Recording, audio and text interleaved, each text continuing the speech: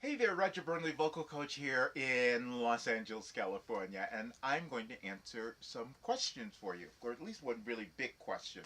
And this was one that came up for me very early on in my career because of the type of music that I used to do. But this is, what is it about open throat singing? Or does that really work, or does it really help, or what about it? There are variables there, and you have to understand your voice to know if this is going to be work for you. Now, there are many people. I was watching so many of them last night. I was watching one of the singing competition shows, and I saw so many of them who were singing in this very big, open throat, oh, kind of thing. Now, and they were okay with it, but I also saw some that were going too far. And what I mean by that is you have to know your voice, the nature of your voice, and where it's used to going. For me, I used to open so much because I would fall back in my throat, and I thought that was going to compensate for it. It did not. It made it all much worse. So that's what I'm saying. You've got to figure out where what you're doing now.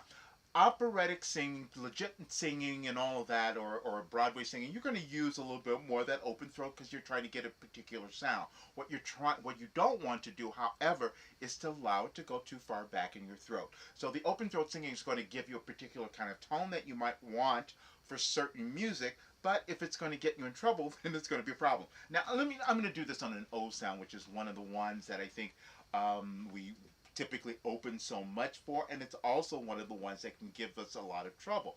And I'm going to do this on this particular exercise, and I'm going to use my thumb under my jaw. Now, you'll get this and you'll understand it. Because the thing that we're trying to avoid in this open throat singing is not going too far back in the throat. We want the tone, but we don't want to go too far back in the throat where we're using the swallowing muscles, because then we're working against ourselves because we've cut off our air. So I'm going to show you what I'm talking about. And again, I won't even know that I'm doing this correctly unless I have my thumb under here, because my body's so used to falling back in those crazy places. Oh, oh, oh.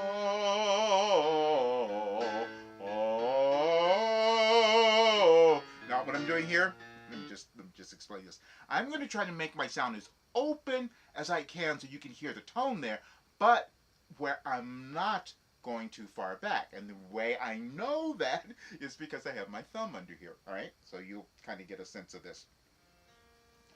Oh, oh, oh,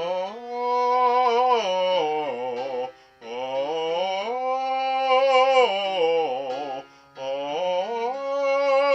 That's really open.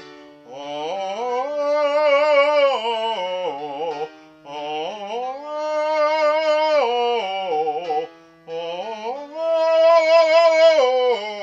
Now that was still open, but that could be really dangerous for me because of what my voice is used to doing, because it's going to start to fall back there. But as I'm practicing, I'm retraining myself because I have my thumb under here. So now my body is figuring out, it's learning how to get those notes without going back in that place. All right. I know this will help you guys. Practice it for a while with some sounds and use an open sound like that, but always do it where you have your thumb under here so you can make sure you're not going back in your throat. All right. I'll see you guys again. Subscribe to the channel, share it with your friends, and leave your questions. See you soon.